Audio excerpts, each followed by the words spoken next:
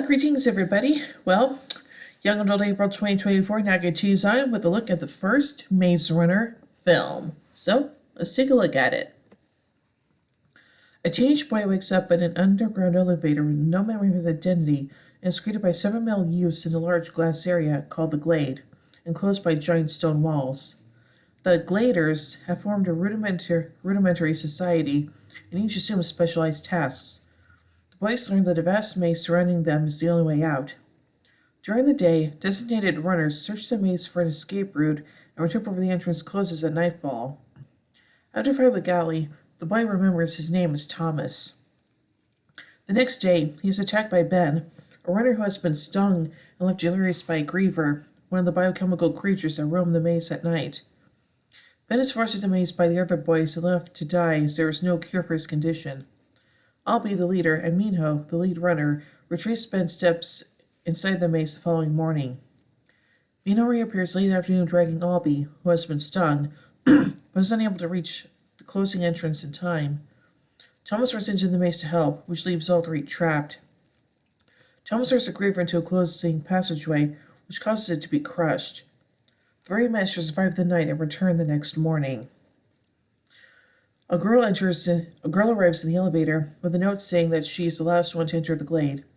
She recognizes Thomas, but he cannot remember her. Gally claims that Thomas has jeopardized the fragile peace between the Gladers and the Grievers and wants them punished. However, Newt, the group's second in command, instead designates Thomas as a runner.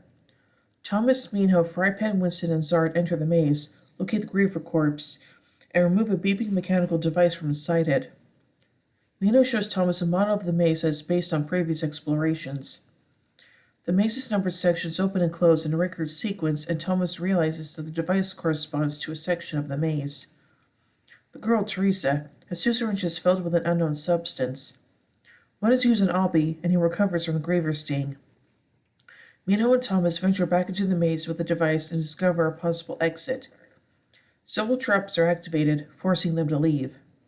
That night, the maze entrance does not close, and other doors open, allowing the Grievers to enter the Glade. Albie, Zard, Clint, and several other Gladers are killed, and Gally blames Thomas for the events. Thomas, who has been having disconnected memory flashes since his arrival, stabs himself with a severed Griever stinger in an attempt to revive his memory before he's injected with the last antivenom. Unconscious, he recalls that he and Teresa worked for the government that created the maze, Wicked, and the boys only have been test subjects for an experiment. Thomas awakens and reveals his retrieved background. Gally, having taken command, intends to sacrifice Thompson and Teresa to the Grievers to restore peace. However, several Gladers free them and enter the maze, but Gally and a few others refuse to leave. As they attempt to access a possible exit, Jeff and several other Gladers are killed by Grievers. The Gladers eventually enter a laboratory strewn with corpses. In a video recording, Ava Page, a Wicked official, explains that the planet has been devastated by a massive solar flare, followed by a pandemic caused by a deadly virus known as the Flare. The group learns that they were part of an experiment intended to develop a cure. Paige shoots herself in the video as the lab is overtaken by armed men. Gally, having been stung by a Griever, appears with a gun and insists they will never be free, firing a bullet at Thomas. Minho impales Gally with a spear, but Gally fatally shoots Chuck. While Thomas mourns over Chuck, masked armed men rush in and take the group to a helicopter. It flies over a vast desert wasteland and approaches a ruined city. Later, the supposedly dead scientists meet in a room. Paige notes that the experiment has been successful, and the survivors now entering Phase 2. Dun dun dun. So let's take a look at the production of this movie, beginning with the development. On January 4th, 2011, it was announced that 20th Century Fox had obtained the rights to develop an adaptation of The Maze Runner by James Dashner, with Catherine Hardwicke attached to direct. On August 23, 2012, Wes Ball was confirmed to direct the film, with Gotham Group as producers. Ball produced an animated science fiction post-apocalyptic short film titled Ruin, and presented the short in 3D to 20th Century Fox.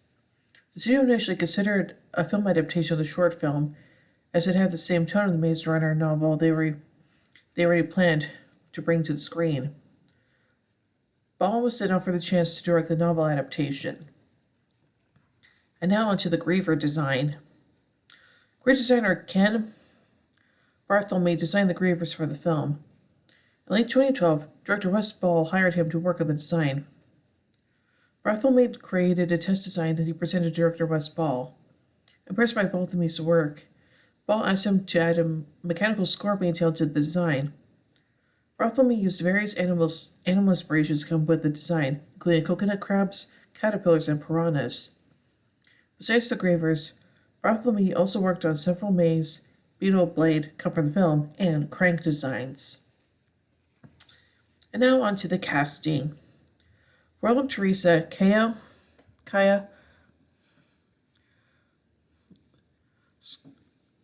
Scodelario, sorry if I'm mispronounced that, was Ball's first choice as she was fantastic and because he loved her in the TV show Skins. Dylan O'Brien, the lead role, was initially rejected by Ball. Ball recounts, quote, Dylan was I saw him very early on, and I overlooked him. It was a big learning experience there because I overlooked him because of his hair. He had Teen Wolf hair, and I couldn't see past that, and so we were looking for our Thomas, and it's a tough role to make because he comes in as a boy and he leaves as a man. So it can't be like this badass action star that comes into this movie. It's about vulnerability up front, and then he comes out of it and comes into his own, and then the next movies are about the leader that emerges from the group. So Fox history says, we just did this movie internship. There's this kid in this thing. He's like 20 years old. I think he's kind of got something. So I watched his tape and was like, wait a minute, I've seen this kid before.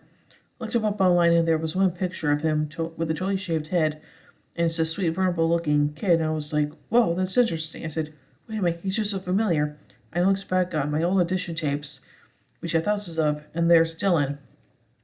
That guy, I said, no, definitely not him. So I brought him back in and we started to talk with him, and I'm like, he's the coolest dude ever, end quote. Blake Cooper entered the film via Twitter. Ball revealed a lot on Twitter, and many kids wanted to be Chuck.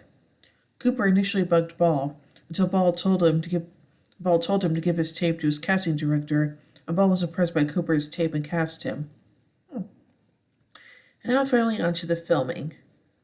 Principal photography started in Baton Rouge, Louisiana on May 13, 2013, and officially ended on July 12, 2013. Post-production of the film was completed in June 2014. So overall, as the first film in the Maze Runner series, it's actually pretty good, and yeah, definitely somewhat, and I'd say it somewhat follows the plot of the book to a T, but hey, not all film adaptations are perfect, so there you go, but yeah. So overall, I give the first Maze Runner film, I give it 4 Grievers out of 5. Anyway, tune tomorrow as we take a look at the sequel, Maze Runner, The Scorch Trials. So, until then, remember everyone, wicked is good.